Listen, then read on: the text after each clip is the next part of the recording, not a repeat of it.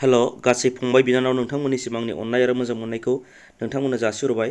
नोंथां फंबाय बिनानावमोना बेखौ मोजाङै गोसो होनानै नाय, मानोना बे भिडिअ'आ स्पेसियेलि क्लास 9 आरो 10 लोगोसे माखासे जाय सुबुंफोरा नायनो गोसो दङ नोंथांमोनाबो मिथिना लानाया मोजां। हायोब्ला नोंथांमोनाबो नाय आरो सोरबा जुदि नोंथांनि न'आव उन्दै गथ'फोर क्लास 9 आरो 10 नि दङब्ला नोंथाङा माने खोन्थाना हो, जाहाथे बे आं दा अनलाइनजों माखासे स्कुल बन्द'फोर जानायनि थाखाय माखासे भिडिअ लाना फैदों, जाहाथे क्लास 9 आरो 10 नि ससियेल साइन्सआव बियो जोबोरैनो इम्परटेन्ट। बेखायनो नोंथांमोना बेखौ नायलां आरोना, आरो नोंथांमोननि न'खराव सोरबा उन्दै गथ' दङबा बे भिडिअखौ खोन्थानानै हो। गिबियावनो आं दा बुंनो साननाया जाहैबाय रावलाद आयेन। रावलाद आयेनाव मोननैसो पइन्ट होदों आङो, जाय पइन्टआ माने इम्परटेन्ट। नोंथांमोना बेखौ गोसो होनानै नाय आरो मोजाङै बुजिनानै ला। स्पेसियेलि रावलाद आयेना जादोंमोन 1919 मायथाइयाव जागायदोंमोननो बियो रावलाद आयेना। 2 नाम्बाराव नाय, 1917 मायथाइयाव भारतनि गभर्नर जेनेरेल लर्ड चेम्सफर्डआ न्याय घोष सिटनि रावलादनि आफादगिरियाव बिग्रायारि हाबाफोरनि समान बे आयेनखौ दादोंमोननो। माने 1917 मायथाइयावनो बे रावलाद आयेनखौ जेनेरेल लर्ड जेम्सफर्डआ बे रावलाद आयेनखौ दादोंमोन जाहैदों 1917आवनो, नाथाय बेखौ बाहायनायसो जायाखैमोन। 3 नाम्बाराव नाय, बे रावलाद आयेनखौ 1919 मायथाइयाव बाहायदोंमोननो। माने बेखौ दानाया 1917 मायथाइयावनो रावलाद आयेनखौ दाखादोंमोन, नाथाय बेखौ बाहायनाय जायाखैमोन। माला बाहायदोंमोन? 1919 मायथाइयाव बे रावलाद आयेनखौ बाहायदोंमोन। 4 नाम्बाराव दानिया नायदो, बे आयेना सासे मानसिखौ दाय बिजिरालासे जेलाव सोना दोननो हायोमोननो। गोसोआव ला नोंथां, बेखौ आं बार बुंबाय थादों, रावलाद आयेन बियो एग्जामावबो फैबाय थायो। नोंथांमोना गोसोआव ला, बे आयेना सासे सुबुंखौ दाय गैयालासेनो, सोरबा माबा मोनसे दाय गैयाब्लाबो बे मानसिखौ रागा जोंनानै हमनानै जेलाव सोना दोननो हायोमोन जाहैदों। खुनु दाय गैयाबाबो, दाय बिजिरालासेनो आरो। जेनेबा आं माबा मोनसे फिसा दाय मावबाय, बे दायखौ आं मावदोंना मावाखैमोन बेखौ बिजिरालासेनो डाइरेक्ट जेलाव सोनानै दोननो हानायनि मोनसे आयेनमोन जादों रावलाद आयेना।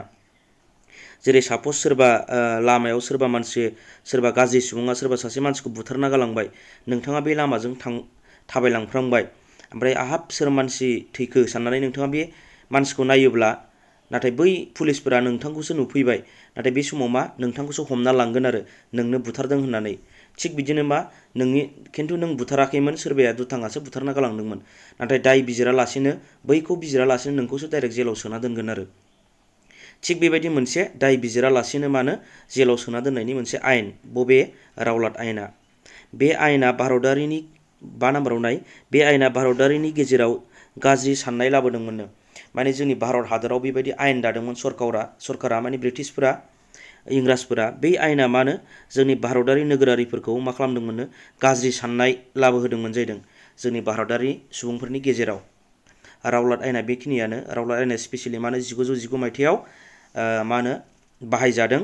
बेखौ स्पेसियेलि दाथारनाया माला? 1917 मायथाइयाव दादों, 1919 मायथाइयाव बाहायदों, आरो बे आयेना दाय बिजिरालासेनो जेलाव सोनाय आयेन।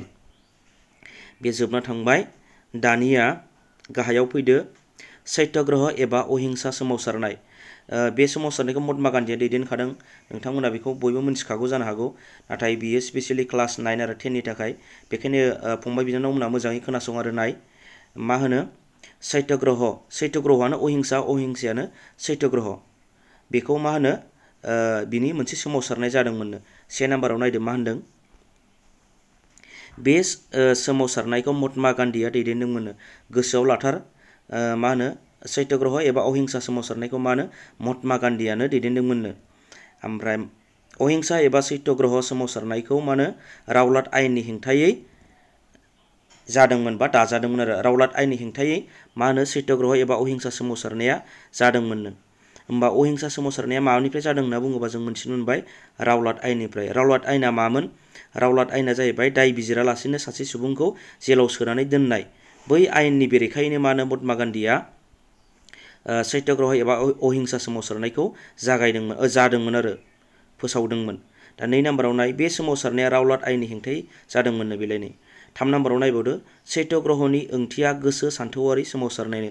बियो मस्ट इम्परटेन्ट, बिराद गोसोआव लानो गोनां बाथ्रा बियो सैत्य ग्रहनि ओंथिया मा होननानै 1 नाम्बारफोरनि सोंनाय फैनो हागौ परिखाफोराव एग्जामफोराव बेखायनो गोसोआव ला सैत्य ग्रह एबा अहिंसानि बर'आव बिनि ओंथिया जाहैबाय मानो गोसो सान्थौआरि सोमावसारनायनो। दानिया फैदो 4 नाम्बाराव मा होनदों बे सोमावसारनाया 1916 मायथाइनि 6 एप्रिल खालि हरताल हाबाफारिजों जागायदोंमोननो। मा सोमावसारनाया सैत्य ग्रह एबा अहिंसा सोमावसारनाया सिगां माला जाग्रोआमोननो 1916 मायथाइनि 6 एप्रिल खालि मानो हरताल हाबाफारिजों जागायजेनदोंमोननो जाहैदों माया अहिंसा सोमावसारनाया। आरो नायबावदो अहिंसा सोमावसारनायानो महात्मा गान्धीखौ गासै भारत हादरावनो गोख्रों दैदेनगिरि मुंजों मिथिजादोंमोननो। मा होनो बै सत्याग्रह एबा अहिंसा सोमावसारनाया महात्मा गान्धीखौ सासे बिराद गिदिर मानसि एबा दैदेनगिरि मा होनो उदांस्रि दावहारु हिसाबै बा दैदेनगिरि हिसाबै सिनायजादोंमोननो। बबेहाय सिनायजादोंमोन सारा भारत हादरावनो बियो मा होनो सासे गिदिर दैदेनगिरि होननानै गोख्रों दैदेनगिरि होननानै मिथिजादोंमोननो। मानि गेजेरजों सत्याग्रह एबा अहिंसा सोमावसारनायजों। दानिया 6 नाम्बाराव नायलाय मा होनदों जोबनायाव बे सोमावसारनायखौ सरकारा गोख्रोङै दबथायना लाखिदोंमोननो। बै समाव सरकारा सोरमोन ब्रिटिश सरकारमोन। जोंनि भारत हादरखौ बिसोरो जोंनि गावसिनि आथिं सिङाव गादबना दोनदोंमोन। बेखौ उदांस्रि मोनहोनो महात्मा गान्धीया नारा नाथा जुजिनानै 1947 मायथाइयाव बिसोरखौ होखारहरनो हादोंमोन। नाथाय बै होखारहरैनि सिगांनो बेबायदि मा होनो रावलाट आयेन माखासे सत्याग्रह बा अहिंसा सोमावसारनाया जादोंमोननो। बेबायदि सोमावसारनायखौ मानो बै ब्रिटिश सरकारा बा इंराज सरकारा मानो गोख्रोङै दबथायना लाखिदोंमोन जाहैदों। आच्चा फंबायमोन बा बिनानावमोन लोगोसे नायगिरि नोंथांमोन दिनैनि भिडिअआ बेखिनियानो। आङो नेक्स्टआव लाबोबावगोन। नोंथांमोना जुदि सोरबा नोंथांमोननि न'खराव उन्दै गथ' दङब्ला क्लास 9, 10, 8, 9, 10 फरायनाय दङबा अननानै बे भिडिअखौ खोन्थाना हो जाहाथे एसेब्लाबो बुजियो।